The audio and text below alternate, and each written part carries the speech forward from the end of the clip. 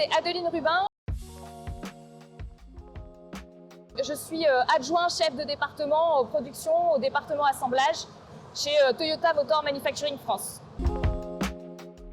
Mon métier consiste en l'encadrement d'une équipe de production pour garantir l'atteinte des résultats au quotidien tout en garantissant la sécurité des personnes que j'encadre. Donc j'ai une équipe d'à peu près 100 à 150 personnes. Alors je suis arrivée à TMMF en 2010 en tant que stagiaire environnement après avoir fait une école d'ingénieur. Ensuite j'ai été embauchée dans le cadre du parcours jeune ingénieur à l'assemblage que je n'ai plus quitté depuis. J'ai fait 5 ans en tant qu'ingénieur de production assemblage, on appelle ça spécialiste ici. Ensuite j'ai basculé sur le projet pour préparer l'arrivée de la Yaris 4 et de la Yaris Cross qu'on a lancé en 2020 et 2021.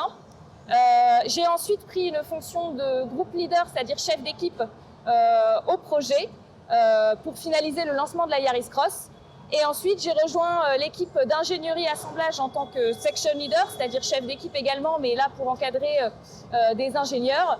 Et depuis 3 ans maintenant, je suis assistant manager de production, donc mon poste actuel en production. Alors le premier mot qui me vient à l'esprit quand on dit automobile, c'est passion, parce que c'est une passion que ce soit, pour un grand nombre de personnes, c'est une passion que ce soit le sport automobile ou que ce soit la conduite.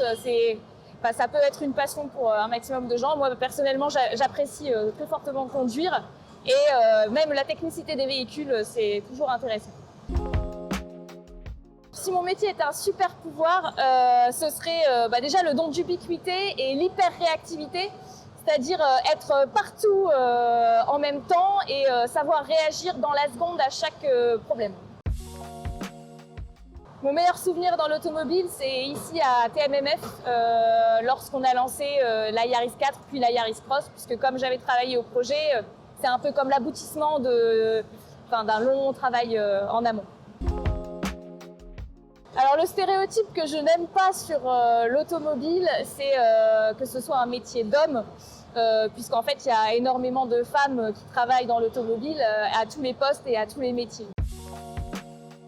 Je dirais d'abord écoute, mais aussi décision, c'est-à-dire qu'il faut savoir écouter au quotidien toutes les remontées, mais prendre les bonnes décisions au bon moment.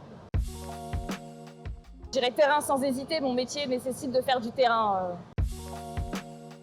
Je dirais anticiper quand c'est possible, mais lorsqu'on n'a pas su anticiper, il faut savoir réagir très rapidement.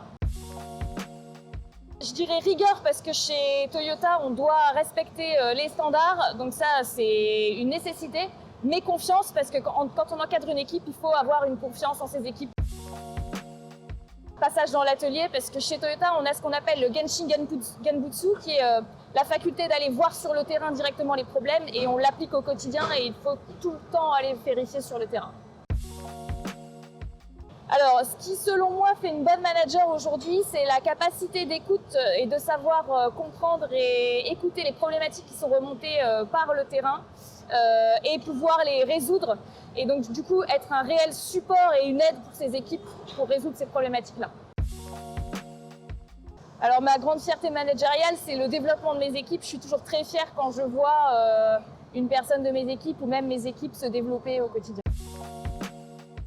Manager des profils différents, pour moi c'est enrichissant parce que c'est une variété de caractères, une variété de compétences qui est super intéressante et qui nous permet d'apprendre tous les jours. Alors la mixité apporte de la richesse à une équipe puisque du coup, comme d'ailleurs le fait de manager des profils différents, ça permet d'avoir plusieurs types de personnalités et d'avoir des échanges au quotidien sur différents points de vue. Donc c'est riche. Alors ce que je donnerais comme conseil à une jeune femme qui veut travailler dans le monde automobile en tant que manager, c'est surtout d'avoir confiance en soi parce qu'il n'y a pas de raison que ça ne fonctionne pas et c'est pas parce qu'on est une femme que ça ne marchera pas, au contraire, il n'y a pas de différence. Pour moi, plus de femmes dans l'automobile, c'est une nécessité, oui, mais une évidence parce qu'en fait, on voit que depuis quelques années, le nombre de femmes dans l'automobile augmente et en fait, ça se fait avec la société actuelle, il n'y a pas à forcer le trait. Alors une femme qui m'inspire, je vais dire ma grand-mère. Parce qu'en fait, ma grand-mère, elle est née dans les années 30 et c'était l'aînée d'une famille de 5 enfants, donc elle a aussi vécu la guerre tout en s'occupant de ses frères et sœurs. Et elle a réussi à passer le bac à une époque où il y avait peu de femmes qui atteignaient le baccalauréat. Et elle est devenue institutrice. Et je l'ai vue aussi évoluer avec les époques et s'adapter aux nouveaux outils de maintenant, donc la partie réseaux sociaux par exemple. Et du coup, c'est vraiment une source d'inspiration pour moi de par le fait de croire en ses capacités et aussi de s'adapter s'adapter au changement. Tout a été dit.